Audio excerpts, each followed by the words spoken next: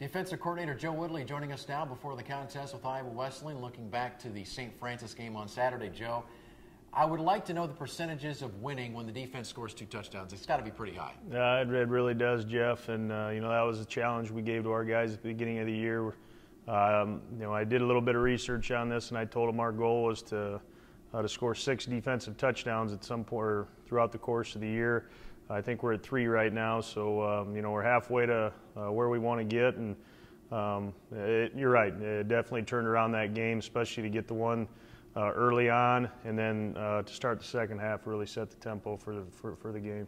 What did you see from the one Josh Monsivai picked up and ran it in for the touchdown? We saw something in their protection, their pass protection, and it's a little bit of a guess, when they're going to do some 5-step passing game, but had a good feel that they were doing it. It was 3rd down, and we brought some pressure from the weak side, and we felt we were going to get a free guy on it based on how they were sliding their protection, and it worked out. And we almost got another one. Rennell Lloyd had one earlier on in the game that I thought that one was the fumble, and the other one may have been an incomplete pass. So I guess they gave it to us on the second one. Either way, I think we were going to score a touchdown on both of those plays. I thought the defensive front for Granby did a great job of getting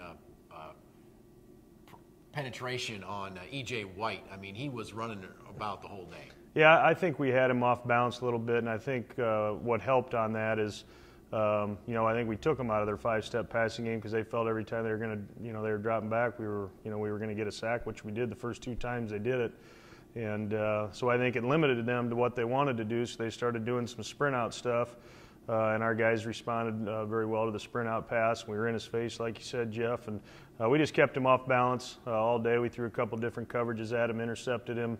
All in all, that's as good as we could play against a player of his caliber, and it really showed in the statistics column. Now, the interception Broderick Patton had to lead off the 3rd quarter, at the time it really felt like that might have been the backbreaker in the game. Yeah, no doubt. And, when you start off the second half, we finished the first half a little deflated because our offense didn't score down there on the 2-yard line. And, we felt we were going to go up 23-0 at halftime. Things are going to be, we got this thing. But now you go in, it's only 16-0. It's anybody's ball game at that point. And we knew we had to come out and we were just hoping to get a stop right away, get them to a 3-and-out, punt the ball, let our offense go down and score, and, then get the thing rolling. But for us to go out and intercept a pass and score a touchdown on that first possession really set the tempo for the second half.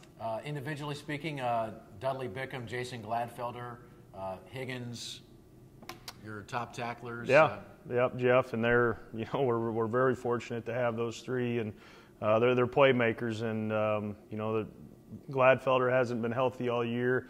He's getting to that point right now, and we're seeing what he's capable of, and he's still hobbling, but he's just toughing through it. But he's a lot better than he was, and it's really showing up on game day because he's all over the place. And Dudley's as good as I've seen, since I've been here at that linebacker position. The guy's everywhere. He's active. He's smart. He's communicating. He really understands the game of football, and he's playing at a high level right now. And of course, John Higgins, he's playing like a senior, much like I said last week.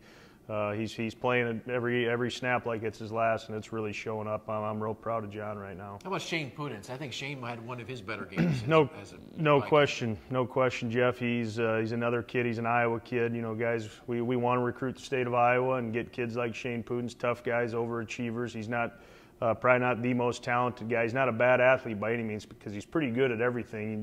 Just ask him and he'll tell you. But he's, we're very fortunate to have Shane. Again, another senior that's locked in and understands this is his last year, and he's really playing that way. Big interception by Shane at the time, and again, flying all around the field, being a good leader. That's what this thing's all about. Okay, Iowa Wesleyan on Saturday. Kevin McConnell, we saw E.J. White an average about 300 yards total offense, and Kevin McConnell's the same form. Yeah, it's just a pattern in this league. It seems like you play a really good quarterback every week. I know Iowa Wesleyan's not in our league, but it still kind of feels like they are because they have been the past 3 years. But yeah, Jeff, he's an outstanding quarterback. Probably the best true passer, maybe other than the Drake kid we will see all year. I just think he's that good. I think he's a smart kid.